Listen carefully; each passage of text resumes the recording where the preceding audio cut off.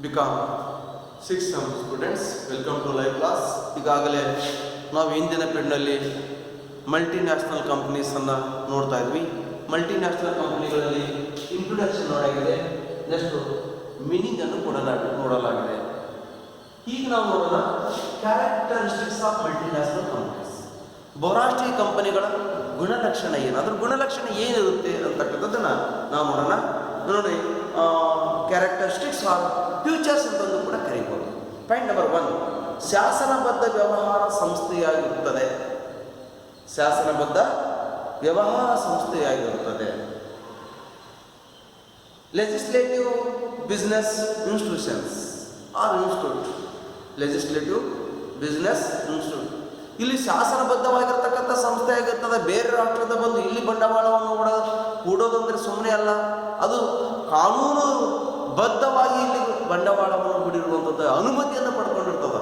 ಅದಕ್ಕೆ ಯಾವುದೇ ವ್ಯಕ್ತಿ ಅಥವಾ ಒಪ್ಪಂದದ ನಂತರ ಒಪ್ಪಂದದ ಪ್ರಕಾರ ನಡೆದುಕೊಳ್ಳುವಂಥದ್ದು ರಾಷ್ಟ್ರ ಮತ್ತು ಆ ಕಂಪನಿಯ ಎರಡರ ನಡುವಿರುವಂಥದ್ದಾಗಿದೆ. ಇಲ್ಲಿ ಮತ್ತೊಂದು ರೀತಿಯಾಗಿ ತೊಂದರೆಗಳನ್ನು ಮಾಡುವಂಥದ್ದು ಇಲ್ಲಿ ಕಂಡು ಬರೋದಿಲ್ಲ, ಶಾಸನಬದ್ಧವಾಗಿರ್ತಕ್ಕಂಥದ್ದಾಗಿರ್ತದೆ. ನೆಕ್ಸ್ಟ್ ಪಾಯಿಂಟ್, ಎಲ್ಲ ರಾಷ್ಟ್ರದಲ್ಲಿ ಕಾರ್ಯಾಚರಣೆ ಮಾಡಬಹುದು. ಎಲ್ಲ ರಾಷ್ಟ್ರದಲ್ಲಿ ಕಾರ್ಯಾಚರಣೆ ಮಾಡಬಹುದು. Working in all countries.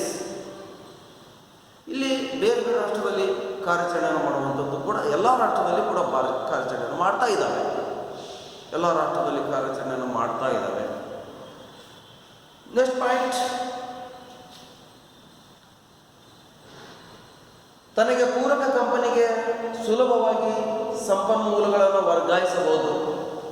ತನಗೆ ಪೂರಕವಾಗಿ, ತನಗೆ ಸಂಬಂಧಪಟ್ಟಂಥ ಕಂಪನಿಗಳಿಗೆ ಸುಲಭವಾಗಿ ಸಂಪನ್ಮೂಲಗಳನ್ನು ವರ್ಗಾಯಿಸಬಹುದು. Supply of resource to the related companies. ತನಗೆ ಸಂಬಂಧಪಟ್ಟಂಥ ಪೂರಕ ರಿಲೇಟೆಡ್ ಇರ್ತಕ್ಕಂಥ ಉದ್ಯಮಗಳಿಗೆ ತನ್ನ ಸಂಪನ್ಮೂಲವನ್ನು ವರ್ಗಾವಣೆ ಮಾಡುವಂಥ ಅಧಿಕಾರ ಆ ಉದ್ಯಮ ಸಂಸ್ಥೆಗಿರ್ತದೆ. ನೆಕ್ಸ್ಟ್ ಪಾಯಿಂಟ್, ಇವು ಬೃಹದಾಕಾರವಾಗಿರುತ್ತವೆ. ಅಂದರೆ ಬೃಹದಾಕಾರದ ಉದ್ಯಮಗಳಾಗಿರ್ತವೆ. ಏನು, ಲಾರ್ಜೆಸ್ಟ್ ಇಂಡಸ್ಟ್ರಿ.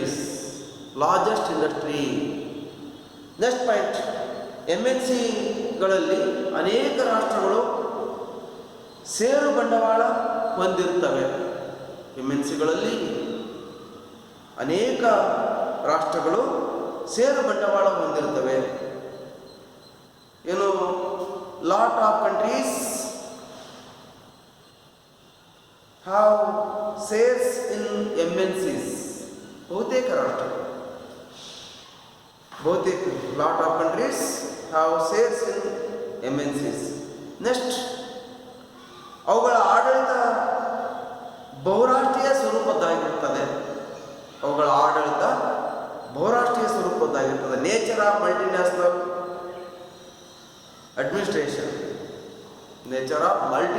ಅಡ್ಮಿನಿಸ್ಟ್ರೇಷನ್. ಬಹುರಾಷ್ಟ್ರೀಯ ಸ್ವರೂಪದ ಆಡಳಿತ ಇರ್ತದ. ಹಾಗೆಯೇ ಈ ಉದ್ಯಮಗಳು ಏನು ಬೃಹತ್ ಗಾತ್ರವನ್ನು ಹೊಂದಿರ್ತವೆ. ಉತ್ಪಾದನೆ ದೊಡ್ಡ ಪ್ರಮಾಣದಲ್ಲಿರ್ತದ, ಬಂಡವಾಳ ದೊಡ್ಡ ಗಾತ್ರದಾಗಿರ್ತದ, ತಂತ್ರಜ್ಞಾನ ದೊಡ್ಡ ಪ್ರಮಾಣದಲ್ಲಿರ್ತದ, ಮಾರುಕಟ್ಟೆ ಮತ್ತು ನಿಯಂತ್ರಣ ದೊಡ್ಡ ಪ್ರಮಾಣದಲ್ಲಿ, largest size, production, capital, marketing, technology, control etcetera. ಇನ್ನು ಸಾಕಷ್ಟು ಪ್ರಮಾಣದಲ್ಲಿದ್ದಾರೆ. ಇನ್ನು ದೊಡ್ಡ ಪ್ರಮಾಣದಲ್ಲಿರುವಂಥದ್ದು ಕಂಡುಬರ್ತದೆ. ಇಲ್ಲಿ ಅಂಗಸಂಸ್ಥೆಗಳಿಗೆ ಗುರಿ ಮತ್ತು ಉದ್ದೇಶಗಳನ್ನು ಈಡೇರಿಸುವಂಥದ್ದು ಕೂಡ ಅದರ ಬ್ರ್ಯಾಂಚಿಗೆ ಸಕ್ಸಸ್ಫುಲ್ ಆಗಿ ಕಾರ್ಯಾಚರಣೆಯನ್ನು ಕೂಡ ಅದರ ಬ್ರ್ಯಾಂಚು ಯಶಸ್ವಿ ಆಗುವಂತೆ ಇದು ಕೂಡ ಕಾರ್ಯಾಚರಣೆಯನ್ನು ಮಾಡುವಂಥದ್ದು ಇರ್ತದೆ. ಇಲ್ಲಿ ದೇಶದಲ್ಲಿರ್ತಕ್ಕಂಥ ಬಂಡವಾಳ ಅಂದರೆ ಆ ರಾಷ್ಟ್ರದಲ್ಲಿರ್ತಕ್ಕಂಥ ಬಂಡವಾಳವನ್ನು ಬಳಸ್ಕೊಂಡು, ಅಂದರೆ ಉದಾಹರಣೆಗೆ ನಮ್ಮ ರಾಷ್ಟ್ರದಲ್ಲಿ ಬಂದು ಬಂಡವಾಳ ಹೂಡಿದೆ ಅಂದರೆ ನಮ್ಮ ರಾಷ್ಟ್ರದ ಸಂಪನ್ಮೂಲವನ್ನು ಬಳಸ್ಕೊಂಡು ಅದು ಉತ್ಪಾದನೆ ಮಾಡಿ ನಮ್ಮ ರಾಷ್ಟ್ರದವರಿಗೆ ಮಾರಾಟ ಮಾಡುವುದು ಅಥವಾ ರಫ್ತು ಮಾಡುವಂಥದ್ದು ಕೂಡ ಕಂಡು ಬರ್ತದೆ. ಇದು ಬಹುರಾಷ್ಟ್ರೀಯ ಕಂಪನಿಗಳ ಗುಣಲಕ್ಷಣ. ಇಲ್ಲಿ ಈ ಕಂಪನಿಗಳು ಖನಿಜ ಹೊರತೆಗೆ ಒಂದದ್ದು, ಚಹಾ ಕಾಫಿ ಉತ್ಪಾದನೆ ಮಾಡ್ತಕ್ಕಂಥದ್ದು, ಕೋಕೋ ಬೇಸಾಯ ಮಾಡ್ತಕ್ಕಂಥದ್ದು, ರಾಸಾಯನಿಕ ಪದಾರ್ಥಗಳ ಉತ್ಪಾದನೆ, ತೈಲ ಶುದ್ಧೀಕರಣ, ಮೃದು ಪೇಯಗಳು, ಕೋಕಾ ಕೋಲಾ, ಪೆಪ್ಸಿ ಮಿರಿಂಡಾ ಇನ್ನೂ ಮೊದಲಾದಂಥವು ಇವೆಲ್ಲವುಗಳನ್ನು ಇಲ್ಲಿ ಬಹುರಾಷ್ಟ್ರೀಯ ಕಂಪನಿಗಳು ಉತ್ಪಾದನೆ ಮಾಡ್ತಾ ಇದ್ದಾವೆ. ಎಲೆಕ್ಟ್ರಾನಿಕ್ ಸರಕುಗಳು, ಇತರ ಸರಕುಗಳನ್ನು ಕೂಡ ಉತ್ಪಾದನೆ ಮಾಡ್ತಾ ಇದ್ದಾವೆ. ಹೀಗೆ ಅಂತಾರಾಷ್ಟ್ರೀಯ ಖ್ಯಾತಿಯನ್ನು ಹೊಂದಿ ಶ್ರೇಷ್ಠ ಮಟ್ಟದ ಉದ್ಯಮಗಳಾಗಿ ದೊಡ್ಡ ಪ್ರಮಾಣದಲ್ಲಿ ಬಂಡವಾಳವನ್ನು ಹೊಂದಿ ಪ್ರಭುತ್ವವನ್ನು ಸಾಧಿಸುವಂಥದ್ದು, ತಂತ್ರಜ್ಞಾನ ಆಧುನಿಕತೆ, ಆ ರಾಷ್ಟ್ರದ ಆರ್ಥಿಕ ಅಭಿವೃದ್ಧಿ MNCಯನ್ನು ಅವಲಂಬಿಸಿಕೊಂಡಿರ್ತದೆ. ಇದು ಇದರ ಗುಣಲಕ್ಷಣ. ಇನ್ನು ಬಹುರಾಷ್ಟ್ರೀಯ ಕಂಪನಿಗಳ ಉಗಮವನ್ನು ನೋಡೋಣ. ಎಮರ್ಜೆನ್ಸ್ ಇಲ್ಲಿ MNC 1860ರಲ್ಲಿ ಸ್ಥಾಪನೆ ಆಗತೊಡಗಿದವು. 1860ರ ನಂತರ ಎರಡನೇ ಯುದ್ಧದ ನಂತರ ಬರದಿಂದ ಬೆಳವಣಿಗೆ ಆಯಿತು. 1862-63ರಲ್ಲಿ ಅಮೆರಿಕದಲ್ಲಿ ಹೊಲಿಗೆ ಯಂತ್ರಗಳ ಉತ್ಪಾದನಾ ಸಿಂಗರ್ ಅಂತಕ್ಕಂಥ ಕಂಪನಿ ಇಂಗ್ಲೆಂಡ್ನಲ್ಲಿ ಪ್ರಾರಂಭವಾಯಿತು. ಅದರೊಂದಿಗೆ ಬಹುರಾಷ್ಟ್ರೀಯ ಕಂಪನಿಗಳು ಬೆಳವಣಿಗೆಯನ್ನು ಹೊಂದಿದವು. ಅದೇ ರೀತಿ ಇಂಗ್ಲೆಂಡ್ ಕಂಪನಿ ಆಸ್ಟ್ರೇಲಿಯಾದಲ್ಲಿ ಉತ್ಪಾದನಾ ಕಂಪನಿಯನ್ನು ಆರಂಭಿಸಿತು.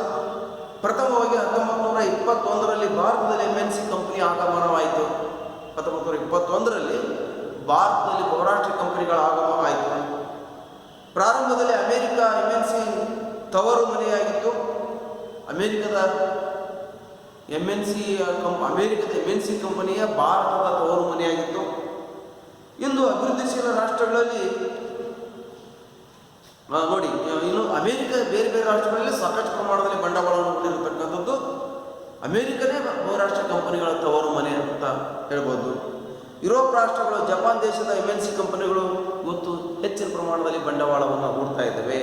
ಇಲ್ಲಿ ವಿದೇಶಿ ನೇರ ಬಂಡವಾಳದ ಮೂಲಕ, ಪೋರ್ಟ್ಫೋಲಿಯೋ ಹೂಡಿಕೆಯ ಮೂಲಕ ಅಮೆರಿಕ ಭಾರತದಲ್ಲಿ ಬಹಳಷ್ಟು ಬಂಡವಾಳವನ್ನು ಹೂಡಿರುವಂಥದ್ದು ಕಂಡು ಬರ್ತಾ ಇದೆ. ಅಂತಾರಾಷ್ಟ್ರೀಯ ಕಂಪನಿಗಳಲ್ಲಿ 50% ಕಂಪನಿಗಳು ಅಮೆರಿಕ ತನ್ನ 50% ನಮ್ಮ ರಾಷ್ಟ್ರದಲ್ಲಿ ಭಾರತದಲ್ಲಿ ಪ್ರಭುತ್ವವನ್ನು ಅಥವಾ ಬಂಡವಾಳವನ್ನು ಹೊಂದಿರತಕ್ಕಂಥದ್ದು ಕಂಡು ಬರ್ತದ.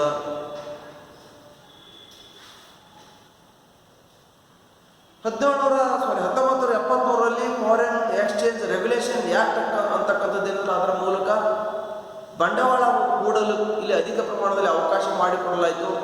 ಭಾರತದಲ್ಲಿ ಒಟ್ಟು ಏನು 3000 ಅಂತ ಹೇಳಿದೆ, ಇಲ್ಲಿ 3500 ಉದ್ಯಮಗಳು, ಬಹುರಾಷ್ಟ್ರೀಯ ಕಂಪನಿಗಳು, ಬ್ರಾಂಚಸ್ಗಳು ಇರುವಂಥದ್ದು ಕಂಡುಬರ್ತದೆ. ನಮ್ಮ ರಾಷ್ಟ್ರದಲ್ಲಿ ಒಟ್ಟಾರೆ ಬಹುರಾಷ್ಟ್ರೀಯ ಕಂಪನಿಗಳ ಸಂಖ್ಯೆ 1000ಕ್ಕಿಂತ ಹೆಚ್ಚಿದೆ. ಬ್ರಾಂಚಸ್ ಅನ್ನು ನೋಡಿದ್ರೆ 3000ಕ್ಕಿಂತ ಹೆಚ್ಚು, 3500 ಕಂಪನಿಗಳು ಬ್ರಾಂಚಸ್ಗಳಿವೆ ನಮ್ಮ ರಾಷ್ಟ್ರದಲ್ಲಿ. ಹೀಗೆ ಬಹುರಾಷ್ಟ್ರೀಯ ಕಂಪನಿಗಳ ಪ್ರಾಬಲ್ಯ ನಮ್ಮ ರಾಷ್ಟ್ರದಲ್ಲಿ ಕಂಡುಕೊಳ್ತಾ ಇದೆ. ಹಾಗಾದ್ರೆ ಬಹುರಾಷ್ಟ್ರೀಯ ಕಂಪನಿಗಳ ಪ್ರಾಬಲ್ಯವನ್ನು ನೋಡೋದಾದ್ರೆ ಏನು, ಡಾಮಿನೆನ್ಸಿ, ಪ್ರಾಬಲ್ಯ, ಪ್ರಭಾವ.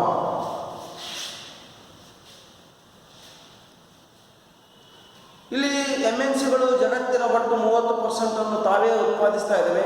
ಅದೇ ರೀತಿ ಅನೇಕ ದೇಶಗಳು ಒಟ್ಟು ದೇಶೀಯ ಉತ್ಪನ್ನ MNC ವಾರ್ಷಿಕ ವಹಿವಾಟಿಗಿಂತ ಕಡಿಮೆ ಇರುವಂಥದ್ದು. ನೋಡಿ, ಕೆಲವೊಂದು ರಾಷ್ಟ್ರಗಳಲ್ಲಿ ವಾರ್ಷಿಕ ವಹಿವಾಟಿನಲ್ಲಿ 50%ಗಿಂತ ಹೆಚ್ಚು ಬಹುರಾಷ್ಟ್ರೀಯ ಕಂಪನಿದೇ ಇದೆ. ಅಷ್ಟು ಪ್ರಭಾವಿತವಾಗಿರ್ತಕ್ಕಂಥದ್ದು ಉದ್ಯಮಗಳು, ಬಹುರಾಷ್ಟ್ರೀಯ ಕಂಪನಿಗಳು. 1 ದಶಲಕ್ಷ ಜನಸಂಖ್ಯೆಗಿಂತಲೂ ಹೆಚ್ಚಿರ್ತಕ್ಕಂಥ ಜಗತ್ತಿನ 101 ಅಭಿವೃದ್ಧಿ ಹೊಂದುತ್ತಿರುವಂಥ ದೇಶಗಳಲ್ಲಿ ಭಾರತ, ಚೈನಾ, ಮೆಕ್ಸಿಕೋ, ಬ್ರೆಜಿಲ್, ದಕ್ಷಿಣ ಕೊರಿಯಾ ದೇಶಗಳು ಮಾತ್ರ ಜಗತ್ತಿನಲ್ಲಿ ದೊಡ್ಡ ಬಹುರಾಷ್ಟ್ರೀಯ ಕಂಪನಿಯಾದಂಥ ಜಪಾನಿನ ಇಟೋಚು ಅಂತಕ್ಕಂಥ ಕಂಪನಿ ನಮ್ಮ ರಾಷ್ಟ್ರದಲ್ಲಿ ಇದೆಯಲ್ಲ, ಈ ಕಂಪನಿ ದೊಡ್ಡ ಪ್ರಮಾಣದಲ್ಲಿ ನಮ್ಮ ರಾಷ್ಟ್ರದಲ್ಲಿ ಬಂಡವಾಳವನ್ನು ಹೂಡಿರತಕ್ಕಂಥದ್ದು ಕಂಡು ಬರ್ತಾ ಇದೆ. ಇಲ್ಲಿ ವಾರ್ಷಿಕ ವಹಿವಾಟಿಗಿಂತ ಇದು ಅಧಿಕವಾಗಿರತಕ್ಕಂಥದ್ದು ಕಂಡು ಬರ್ತಾ ಇದೆ. ದೇಶೀಯ ಉತ್ಪನ್ನಕ್ಕಿಂತ ಅದು ಪ್ರಭಾವಿತವಾಗಿರುವಂಥದ್ದು ಕೂಡ ಅಂತ ಹೇಳ್ಬೋದು. ಕೆಲವೊಂದು ರಾಷ್ಟ್ರಗಳಲ್ಲಿ, ಕೆಲವು ಮುಂದುವರೆದಂಥ ದೇಶಗಳು ಒಟ್ಟು ದೇಶೀಯ ಉತ್ಪನ್ನ ಕೂಡ ಕಂಪನಿಯ ಮಾರಾಟದ ಮೌಲ್ಯಕ್ಕಿಂತ ಕಡಿಮೆ ಇರುವಂಥದ್ದು ಕೂಡ ಕಂಡು ಬರ್ತದೆ. ವಿಶ್ವಸಂಸ್ಥೆ 1998ರ ಜಾಗತಿಕ ಹೂಡಿಕೆ ವರದಿಯ ಪ್ರಕಾರ 53,000ಕ್ಕಿಂತ ಅಧಿಕ ಟ್ರಾನ್ಸ್ ನ್ಯಾಷನಲ್ ಕಾರ್ಪೊರೇಷನ್ಸ್ಗಳು ಇದ್ದದ್ದು ಕಂಡು ಬರ್ತಾ ಇದೆ. ಹೀಗೆ 1991ರ ಅಂದಾಜಿನ ಪ್ರಕಾರ ಜಗತ್ತಿನ 10 ಬಹುದೊಡ್ಡ MNCಗಳು ಜಪಾನ್ ದೇಶಕ್ಕೆ ಸಂಬಂಧಿಸಿದಂಥವುಗಳು ಅಂದರೆ ಬಹುದೊಡ್ಡ ಕಂಪನಿಗಳು, ಪ್ರಭಾವಿತವಾಗಿರ್ತಕ್ಕಂಥ ಕಂಪನಿಗಳು ಅಂತಂದರೆ ಜಪಾನ್ ದೇಶದವುಗಳು ಅಂತ ನಾವು ಹೇಳ್ಬೋದು. ಹಾಗಾಗಿ ಇಲ್ಲಿ ಪ್ರಭಾವಿತವಾಗಿರ್ತಕ್ಕಂಥವು ಜಪಾನ್ ದೇಶದವುಗಳಾಗಿವೆ. ಇಂದಿಗೂ ಕೂಡ ಅಮೇರಿಕದ MNC ಪ್ರಾಬಲ್ಯ ಮುಂದುವರೆದಿದೆ.